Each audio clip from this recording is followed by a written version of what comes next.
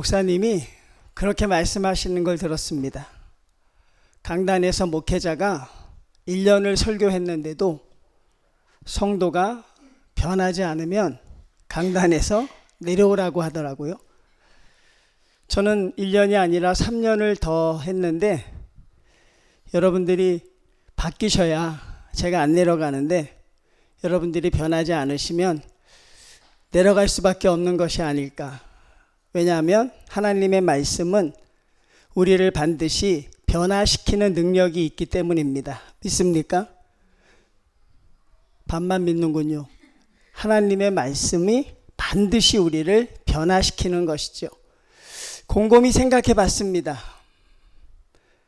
나는 주님의 뜻대로 살지 못하지만 복음은 제가 여러분들에게 바르게 전한 것으로 제가 기억하고 있는데 삶은 따라주지 않았지만 그래도 복음은 여러분들에게 최선을 다해서 여러분들이 변하고 바뀔 수 있도록 열심히 전했는데 이건 내 책임만이 아니겠구나. 결국 누구입니까? 여러분들의 책임도 있다는 것이죠. 우리가 변하지 못하는 것. 이게 여러분 우리의 상당히 큰 문제입니다. 하나님의 말씀이 우리를 변화시키지 못한다. 우리는 여기서부터 시작을 해야 돼요. 그리고 하나님의 말씀이 제대로 전파되고 하나님의 말씀이 여러분의 심령에 제대로 중심에 자리 잡았다면 우리 성도들의 삶은 변해야 하는 것이죠. 지난주에 하나님의 말씀을 제대로 집중하지 못하게 하는 우리의 믿음을 성장시키지 못하게 하는 것으로 제가 여러분의 마음의 상처를 예로 들어드렸습니다. 그 상처가 하나님에게 집중하지 못하게 하는 것이죠. 오늘은 그와 비슷한 또 한 가지의 하나님의 말씀에 집중하지 못하게 하는 그런 또 우리의 생각과 사상에 대해서 말씀을 나누려고 합니다. 오늘 요한복음 저희가 읽은 본문의 말씀은 예수님의 마지막 설교입니다. 예수님이 이 땅에서 공생의 사역을 감당하시는 그 마지막 설교. 아마 이 설교는 참으로 진실했고 이 설교는 참으로 열정적이었고 이 설교는 참으로 간절했을 것입니다. 그런데 주님이 그 설교를 어떻게 시작합니까?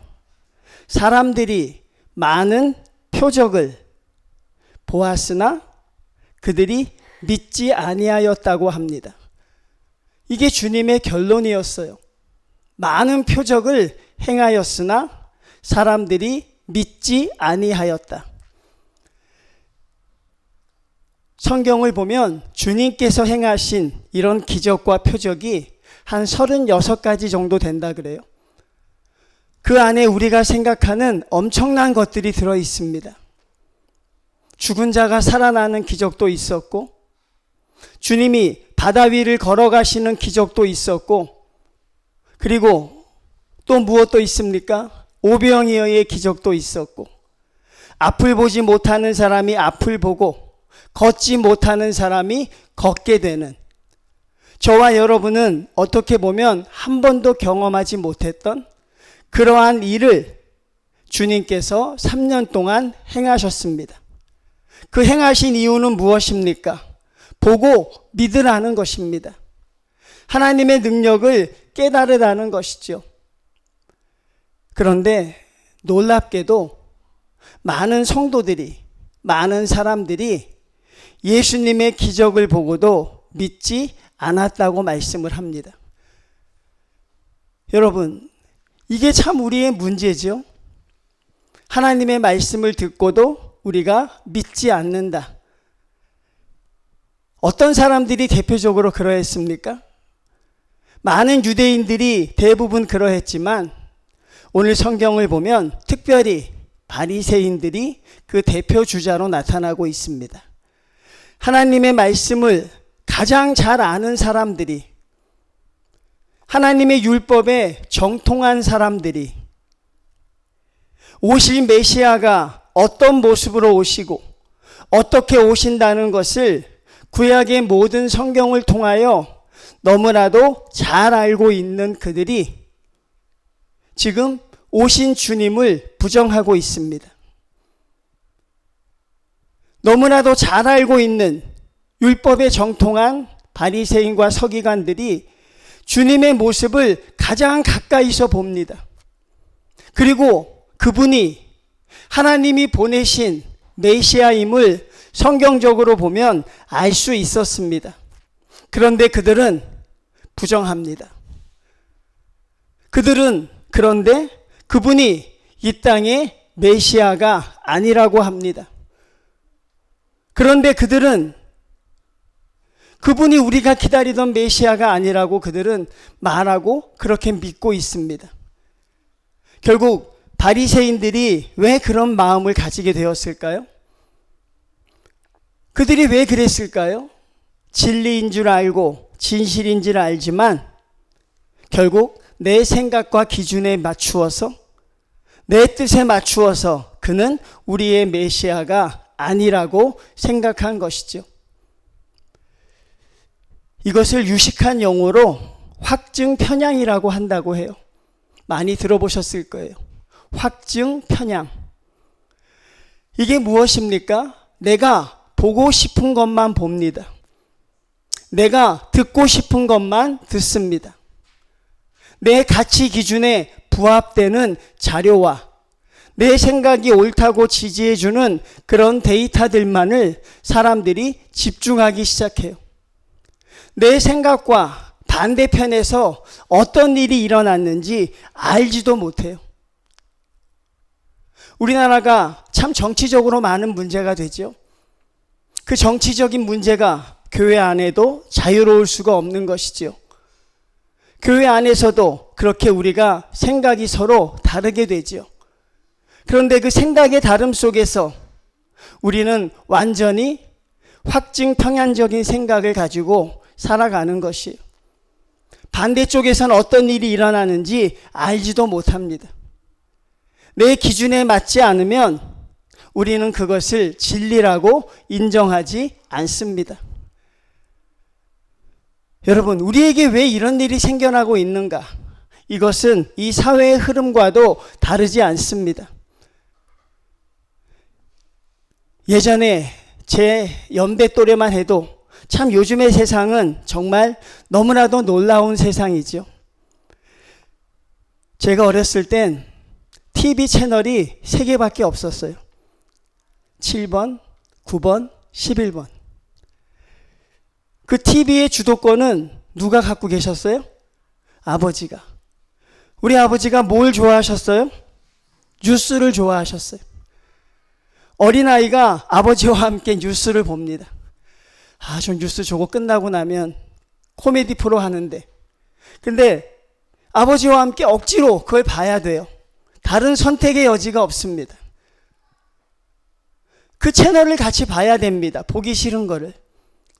그래서 여러분, 참 조그만 TV가 내가 따로 하나 있었으면 좋겠다 라고 생각했던 그런 적이 있어요. 그리고 감히 그런 생각도 해보았습니다. 내가 좋은 것만 골라서 보는 세상이 왔으면 좋겠다. 그런데 그런 세상이 와버렸어요. 요즘에 여러분, 알고리즘이라는 것이 있다 그래요. 그게 여러분 참 기가 막힌 거죠. 저는 유튜브에서 뭘 하나 검색하기가 겁이 나더라고요.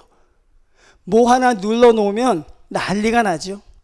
예를 들어서 여행 가기 좋은 곳 하나 누르면 제 유튜브가 난리가 나요. 가장 좋은 여행지들이 쫙 뜹니다. 그래서 유튜브를 보게 되면 이 사람이 어디에 관심이 있구나 알게 되죠.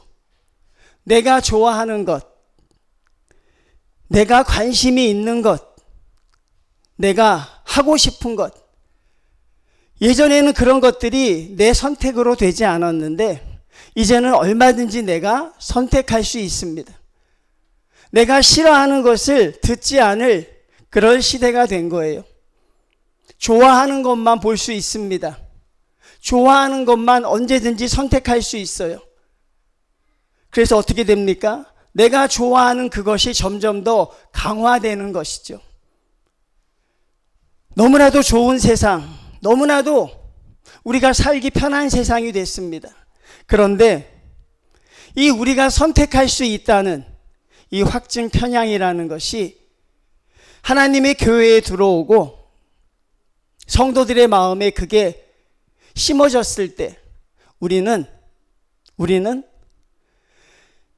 하나님의 말씀도 선택하려고 한다는 것입니다. 하나님의 복음도 우리가 선택하려고 한다는 것이에요.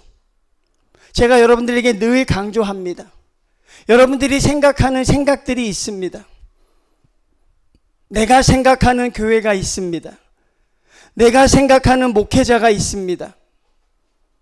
그리고 우리는 교회의 일은, 하나님을 믿는 믿음은 적당히 하여야 된다는 그런 믿음 속에 대부분 성도들이 이 세상에서 신앙생활하고 있지요.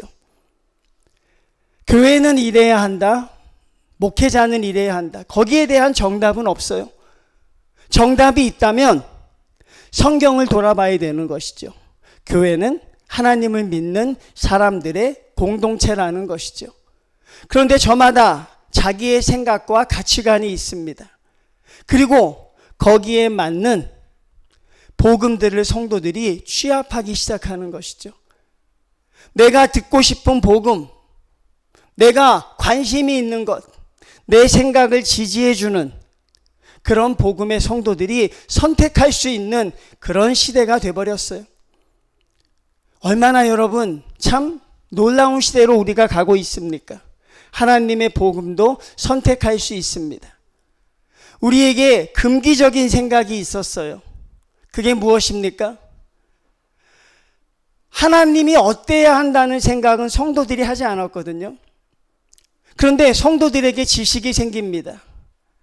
내가 생각하는 교회, 내가 생각하는 목회자, 내가 생각하는 복음, 이제 이것을 넘어서서 성도들이 드디어 금기의 영역을 도전하려고 해요. 성경의 하나님이 아니라 내가 생각하는 하나님을 재단하기 시작하지요. 내가 생각하는 하나님은 이러셔야 합니다. 내가 생각하는 하나님은 이게 맞습니다. 성경에서 내 생각을 깨뜨리고 성경에서 내 생각이 틀렸다고 말하는 그 말씀이 있어도 내 생각이 맞다고 하는 진리 속에서 우리는 오늘날 내가 생각하는 하나님들을 성도들이 만들어가고 있는 것이죠. 그리고 거기에 맞는 복음들을 찾기 시작합니다. 그리고 거기에 맞는 신학적인 내용들을 그들이 공부하기 시작하죠. 여러분, 우리가 살아가는 세상이 그런 세상입니다. 우리는 틀리다, 우리는 다르다, 그리고 내가 잘못했다는 것, 그걸 인정하기가 어렵습니다.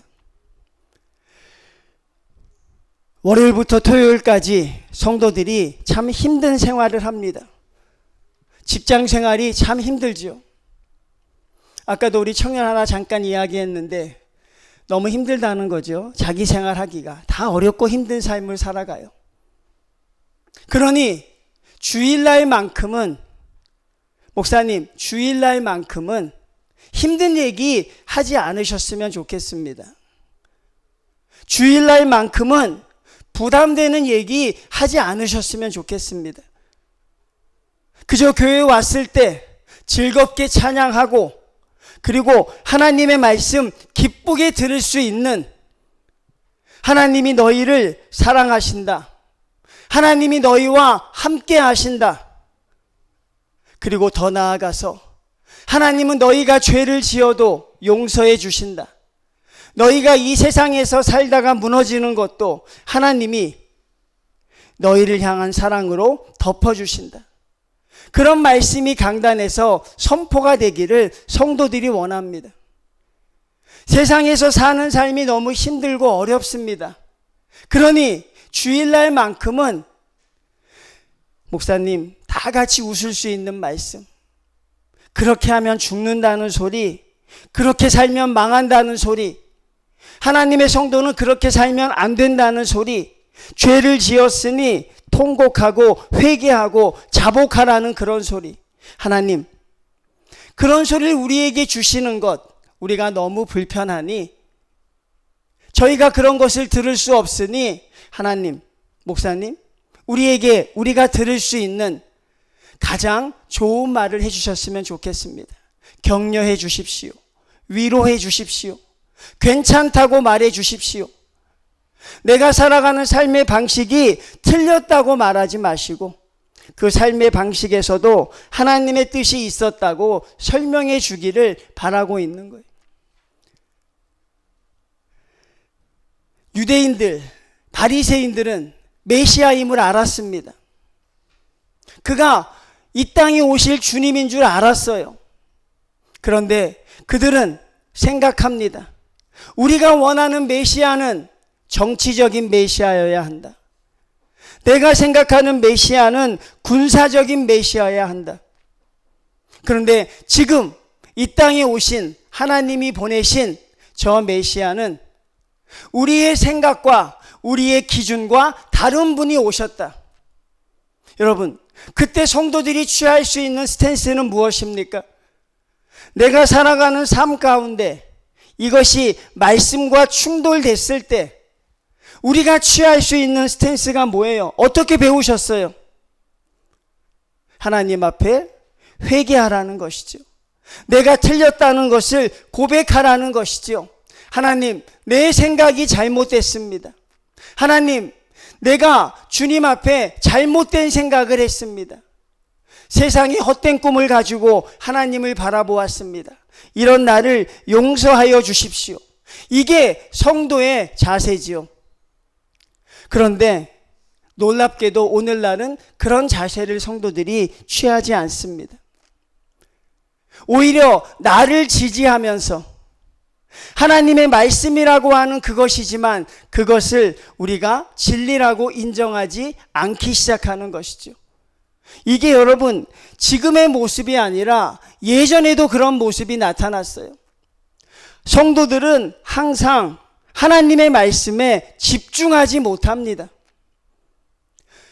지금 문명이 발달하고 지금 지혜가 발달하고 그래서 그런 것이 아니라 오늘 요한복음은 예전부터 그랬다고 말합니다.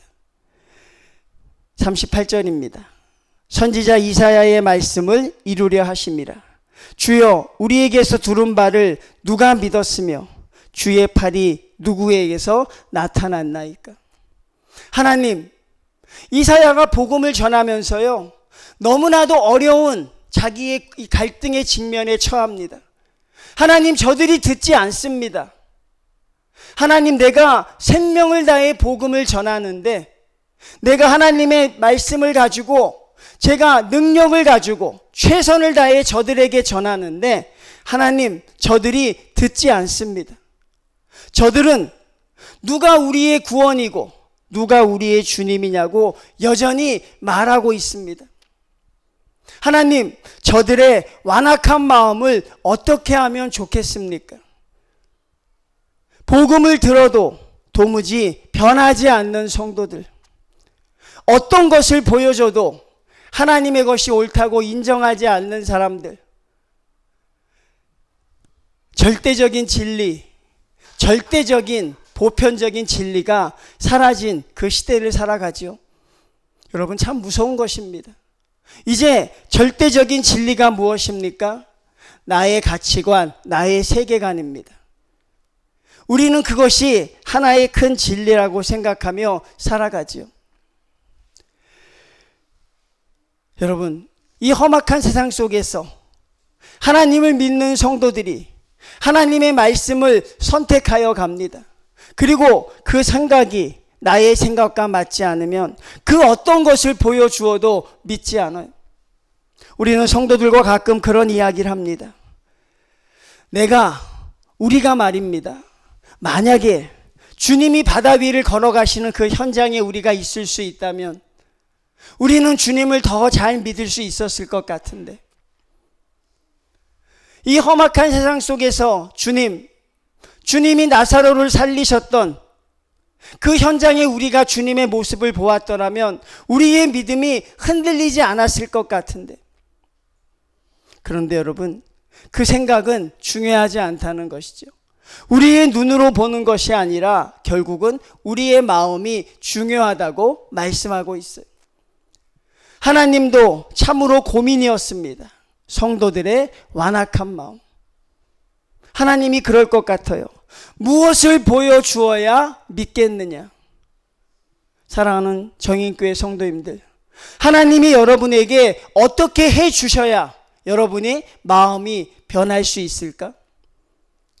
하나님이 여러분에게 무엇을 행하셔야 여러분이 하나님을 인정할 수 있을까? 하나님이 여러분에게 어떻게 하셔야 여러분이 하나님을 나의 주로 찬양할 수 있을까? 어떻게 해야 여러분의 삶의 방향이 세상에서 하나님으로 바뀔까? 하나님은 그것을 가지고 여러분 많은 고민을 하셨을 것 같아요. 하나님이 어떤 결론을 내리셨습니까? 내가 너희에게 무엇을 해야 할까? 완악한 너희들에게, 완고한 너희들에게, 그 완악함과 완고함, 나의 생각으로 가득 찬 메시아인 줄 알면서도 나의 이익과 나의 가치관에 맞지 않으니 그 메시아를 죽여서 없애려고 하는 그렇게 사악한 그들에게 하나님이 내가 너희에게 무엇을 하여 주면 좋겠느냐? 성도님들, 하나님이 여러분에게 그렇게 질문하신다면 어떨까요? 사랑하는 아무개야, 내가 너에게 무엇을 해주어야 내가 하나님의 성도로 살아갈 수 있겠니? 내가 너에게 무엇을 보여주어야 너의 그 나태하고 연약한 삶 속에서 하나님을 찬양하는 그런 자가 될 수 있겠느냐? 하나님이 우리에게 지금 묻고 계신 것이죠. 근데 여러분, 하나님의 결론이 좀 충격적이죠. 40절 봅니다. 그들의 눈을 멀게 하시고 그들의 마음을 완고하게 하셨으니 이는 그들로 하여금 눈으로 보고 마음으로 깨닫고 돌이켜 내게 고침을 받지 못하게 하려 함이라. 하나님이 인간의 완고함에 대해서 포기하신 거예요. 하나님이 여러분의 그 완고한 마음, 그 완고한 마음이 얼마나 강력한지, 여러분의 그 하나님을 향한 마음이 세상을 향한 마음, 자기 생각으로 그게 갇혀져서 하나님의 말씀조차 다 나에게 맞추려고 하고 내게 맞지 않는 하나님의 말씀은 거부해버리는 그런 완악한 마음을 하나님이 어떻게 하십니까? 가만히 버려두십니다. 여러분, 이게 이 성경의 뜻이에요. 너희의 눈을 멀게 하고 너희의 마음을 완고하게 했다. 하나님이 너희의 마음을 돌이키려고 하지 않는다는 것입니다. 하나님이 너희의 생각을 바꾸려고 하지 않도록 그냥 두신다는 거예요. 여러분, 저도 그렇습니다. 어떤 복음을 전해야 성도들이 기쁨으로 하나님의 자녀로 살아갈 수 있을까? 어떤 복음을 전해야 여러분들이 하나님의 살아계심을 알고 살아가게 될까? 어떤 복음을 전해야 여러분 안에 있는 여러분의 생각과 여러분의 가치관과 여러분의 그 모든 신념들이 하나님의 복음 앞에 무릎을 꿇을 수 있을까? 하나님이 여러분 오죽하면 그들을 버려둡니다. 내가 저들을 돌이키지 않을 것이다. 내가 저들을 변화시키지 않을 것이다. 그리고 그들은 비로소 나중에 깨닫게 되는 때가 있을 것이다. 그때가 언제입니까? 바벨론의 침략입니다.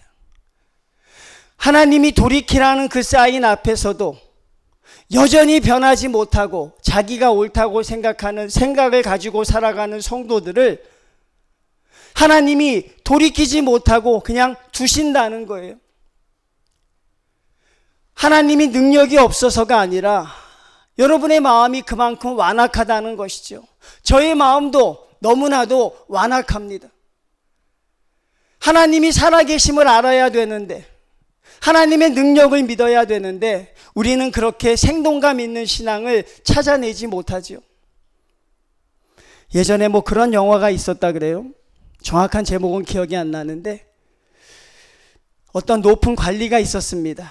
그 높은 관리는 여러 가지 불법 이득을 취한다는 거예요.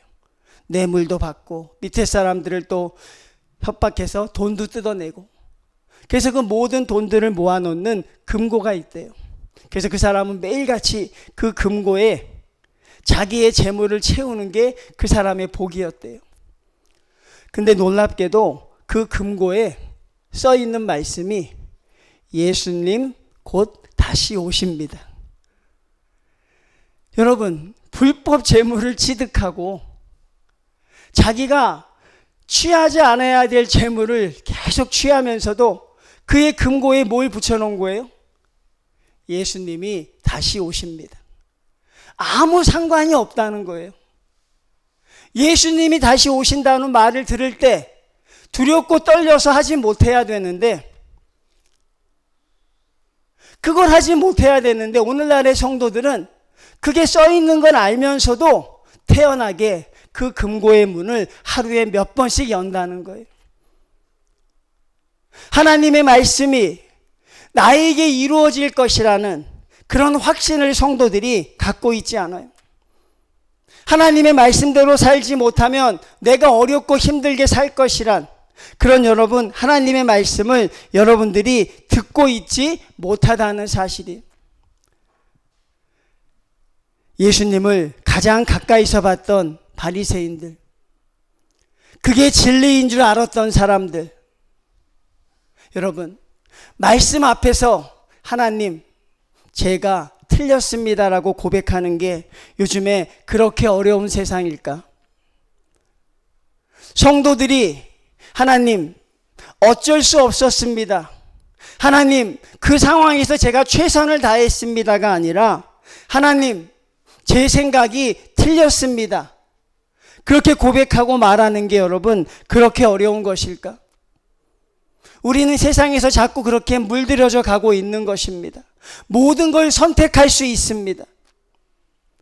근데 여러분, 성도들이 이제는 하지 않던 시도들을 하는데 말씀까지 선택해서 들으려고 하는 것이죠. 내가 살아가는 삶에 나를 응원해 주는 그런 말씀들로 우리가 채워가고 있는 것입니다. 광야 시대의 이스라엘 백성들을 한번 보십시오. 매일같이 만나와 메추라기를 먹었습니다. 매일같이 구름기둥과 불기둥을 보았습니다. 매일같이 하나님의 음성을 들었습니다. 그 모든 걸 듣고도 여러분, 변화되지 않는 그들의 모습을 보면서 오늘날 우리들의 마음은 그보다 훨씬 더 강력하게 치장을 하고 있는 것이죠. 하나님의 말씀이 나를 대할 때 보지 않으려고 합니다. 듣지 않으려고 합니다. 피하려고 합니다. 저는 한 달에 한 번씩 머리를 자르러 미용실에 가죠. 근데 미용실을 가는 일이 저에겐 그렇게 즐거운 일이 아닙니다. 왜 그렇습니까? 거울 속의 내 모습을 30-40분간 그대로 봐야 되거든요. 이 미용실의 조명이 너무 환하잖아요. 온갖 불이란 불은 다 켜놓잖아요. 근데 여러분, 그냥 꼼짝없이 나를 봐야 돼요. 눈 뜨고. 근데 그게 참 불편하더라고요. 내가 나를 본다는 게. 주름도 보이고 또 여러 가지 얼굴이 또 나이 들어가는 것도 보이고 하니까 참 불편해요. 어떻게 합니까? 저는 그래서 눈을 감습니다. 피곤하지도 않고 졸렵지도 않은데 자는 것처럼 눈을 감아요. 그리고 나는 늙지 않았다. 나는 나이 들지 않았다. 눈을 감고 내 생각을 하는 것이죠. 오늘날 성도들이 그렇다는 거예요. 하나님이 우리에게 죄를 지적해 주시는데 성도들이 그 말씀 앞에서 주님, 내가 틀렸습니다라고 하나님이 여러분이 돌아오기를 바라는데 오히려 여러분들은 하나님이 틀렸습니다라고 말한다는 것이죠. 내 생각을 바꾸려고 하지 않는다는 것이에요. 43절입니다. 그들은 사람의 영광을 하나님의 영광보다 더 사랑하였더라. 이게 성도들의 모습을 말한 것이에요. 하나님의 영광보다 사람의 영광을 더 사랑하는 세상. 믿는 자들의 고백이죠. 예전에 저는 목사가 되면 모든 게 다 해결되는 줄 알았어요. 목사 안수만 받으면 내가 기적같이 바뀔 줄 알았어요. 진짜 그랬습니다. 지금은 내가 연약하지만 내가 목사 안수만 받으면 아마 내가 돈도 싫어하게 될 것이고, 내가 목사 안수만 받으면 내가 좋아하던 세상의 정욕들이 다 물밀듯 밀려갈 줄 알았어요. 내가 지금은 어렵지만 내가 목사가 되고 나면 모든 게 해결될 줄 알았어요. 그런데 목사 안수를 받고 목사가 돼도 여전히 돈을 좋아하게 되더라고요. 여전히 내가 좋아하는 것에 관심을 갖게 되더라고요. 완전히 변할 줄 알았는데 그렇게 되지 못한 것이죠. 결국 무엇입니까? 내가 사람의 영광, 내가 가지고 있는 그것을 기대하는 것이죠. 고난주간 기도를 통해서 처절하게 배웠습니다. 우리는 존재가 바뀐 자들이다. 우리는 생각 자체가 변한 자들이다. 우리는 사람의 영광이 아니라 하나님의 영광이다. 여러분, 사람의 영광이 무엇입니까? 우리가 생각하는 그것입니다. 부유함, 풍족함, 형통함, 건강함, 수적으로 많은 것, 이게 사람의 영광입니다. 여러분에게 묻고 싶어요. 하나님의 영광은 무엇입니까? 성도님들, 하나님의 영광은 무엇으로 정의하십니까? 사람의 영광은 알겠는데 하나님의 영광은 무엇입니까? 여러분, 무엇입니까? 우리가 고난주간 내내 배웠잖아요. 주님의 십자가가 우리의 영광입니다. 주님의 십자가가 성도와 하나님에게 최고의 영광입니다. 그러니 우리가 성도가 됐고 하나님의 자녀가 되어서 하나님의 영광을 구하는 길은 무엇입니까? 주님의 십자가입니다. 십자가가 무엇입니까? 내가 낮아지고 내가 죽는 것입니다. 그런데 우리는 여전히 사람의 영광에 심취해 있으니 하나님을 믿어도 좋아지는 게 하나도 없더라. 교회에 나가서 헌신하고 봉사해봐도 내가 좋아지는 게 없더라. 내가 주님 앞에 열심히 나가 기도해도 내 삶이 바뀌는 게 없더라. 정말 내가 좋아지는 게 없더라. 뭘 기대하셨던 거예요? 하나님의 성도로 살아가면서 여러분이 열심히 주님 앞에 헌신하면서 뭘 기대하셨던 거예요? 무엇을 기대하고 계십니까? 여러분, 지금도 혹시 그런 기대하십니까? 내가 하나님 앞에 열심히 헌신하면 내 생활이 좋아질 것이다. 여러분, 그게 아니잖아요. 우리는 생각의 전환을 이루었잖아요. 그게 무엇입니까? 하나님의 말씀을 들으면 들을수록 내가 더 썩어져야 한다는 것. 하나님의 말씀을 들으면 들을수록 내가 더 낮아져야 한다는 것. 하나님의 말씀 앞에 주님을 따르겠다고 그렇게 이야기했던, 죽기까지 복종하겠다는 그 다짐이 다 어디로 간 것입니까? 여전히 그 기도의 기간이 끝나니 다시 사람의 영광을 구하려는 그 모습으로 여기 서 있는 것이죠. 하나님이 중심돼야 되는데 여러분이 중심되니까 이제는 하나님을 선택하려고 하고 복음도 선택하려고 합니다. 사랑하는 성도님들, 오늘 우리는 본문에서 두 가지의 부류의 사람을 봅니다. 첫 번째, 나의 생각과 다르기 때문에 하나님을 믿지 못하는 사람들. 나의 기준과 다르기 때문에 그게 진리인 줄 알면서도 그게 복음인 줄 알면서도 그것을 부정하려고 하는 서기관과 바리새인 같은 사람들. 두 번째, 어떻게든 하나님을 믿었지만 여전히 하나님 앞에 세상의 영광을 끊어내지 못하고 있는 사람들. 오늘날 그런 사람들이 하나님의 복음을 선택하려고 하는 것이죠. 하나님의 아픈 말씀 앞에 여러분들이 아파하고 고통스러운 것도 은혜입니다. 내가 잘못 살았다는 주님의 음성 앞에 내가 무너지는 것도 은혜입니다. 내가 하나님 앞에 형통하는 것도 은혜이지만 내가 무너져 가는 것도 은혜이죠. 주시는 복음 그대로 받아들이시길 바랍니다. 하나님의 말씀 그대로 아멘이라고 하셨으면 좋겠어요. 그리고 여러분, 하나님의 영광을 구하는가, 사람의 영광을 구하는가, 아직도 하나님을 믿으면서 세상의 영광을 구하려고 하는 우리 안에 그런 마음이 존재하고 있지 않은가? 제가 하고 싶은 말에 100분의 1도 여러분들에게 전달해 드릴 수가 없어요. 왜? 하나님의 사랑을 우리가 알고 나가야 하는데 우리는 여전히 너무나도 완악하다는 것이죠. 하나님이 다시 묻습니다. 내가 너희에게 무엇을 하여 주면 믿겠느냐?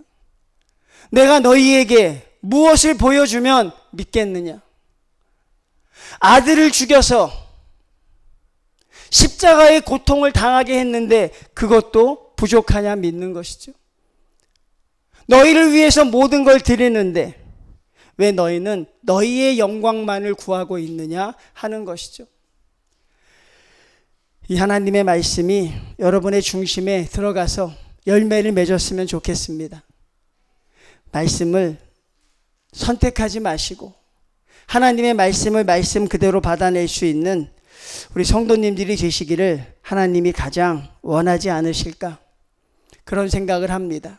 악한 세상 속에서 여러분, 하나님을 섬기는 여러분의 모습은 변치 않고 하나님이 말씀하시는 그 자리, 하나님이 원하시는 그 자리, 하나님의 영광을 구하는 그 자리가 우리 성도님들이 서실 수 있는 그런 삶의 패턴으로 바꿔가시기를 여러분들에게 소원을 드립니다. 주님, 주님의 사랑대로 가게 하여 주십시오. 하나님, 하나님의 말씀대로 살아가게 하여 주십시오.